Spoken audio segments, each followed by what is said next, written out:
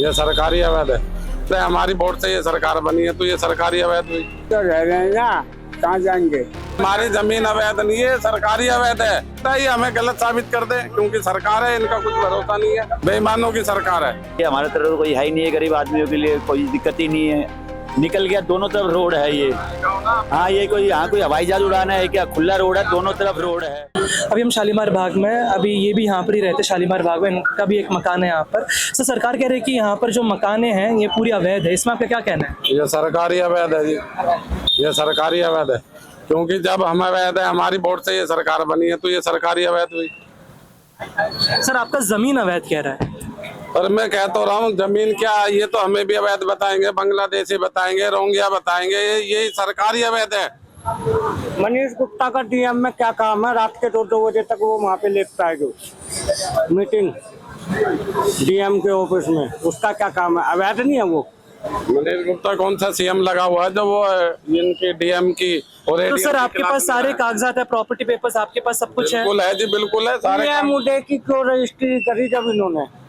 सन 71 की भी है, 70 की भी है, 72 की भी है और पीएम उदय की भी है। लेकिन सर, आपके पास पर्सनल डॉक्यूमेंट है आपका खुद का। पीएम उदय में सबका आया था रजिस्ट्री में, लेकिन आपके पास खुद का एक पर्सनल रजिस्ट्री डॉक्यूमेंट है आपके नाम पे। और क्या क्या नहीं है बताओ?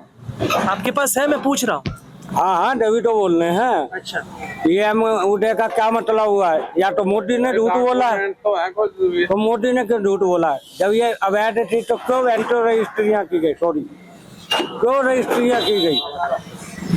आप कहाँ, आप कब से रह रहे हो यहाँ पर? अरे हम तो बहुत पुराने रह रहे हैं भैया। अब यहाँ पर सरकार बोल रही है कि पूरा जमीन अवैध है, इसमें क्या कहना है आपको? हाँ, सरकार कह रहा है कि पूरा जमीन जो है ये पूरा अवैध है यहाँ पर। अवैध है? हाँ। सरकार के लिए, हमारे लिए तो अवैध नहीं है। अरे हम तो रह रहे हैं ना, कहाँ जाएंगे। ये तो सरकारी अवैध है, ये तो जो हमें अवैध बता रही है। हाँ, ये सरकारी अवैध है भाई, हमारी जमीन अवैध नहीं है, सरकारी अवैध है जो हमें अवैध बता रही है, क्योंकि जब हमें हमारे लिए अवैध थोड़ी है। हाँ? अरे हम तो ना घर है,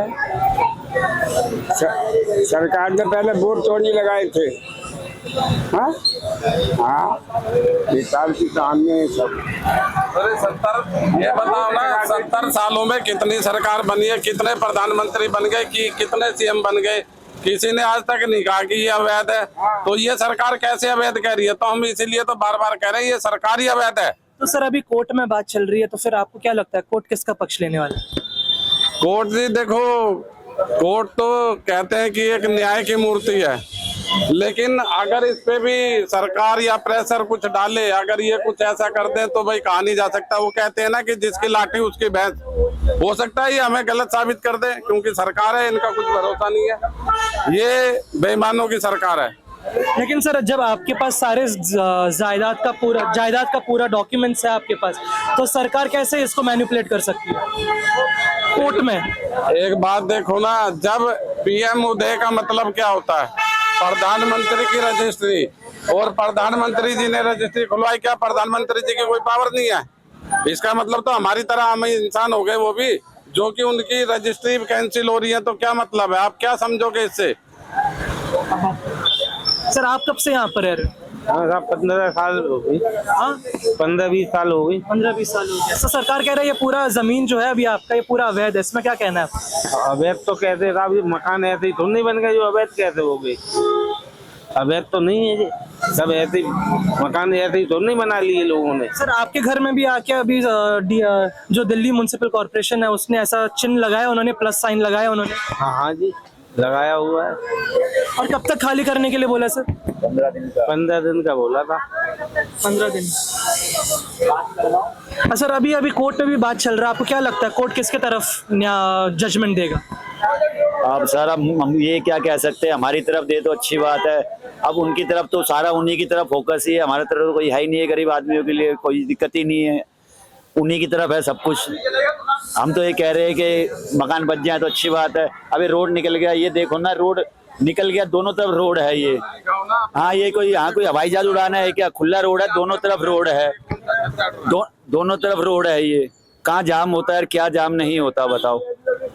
ये आप भी देख रहे हो या कुछ जो भी देख रहा है देखता तो होगा ही कोई।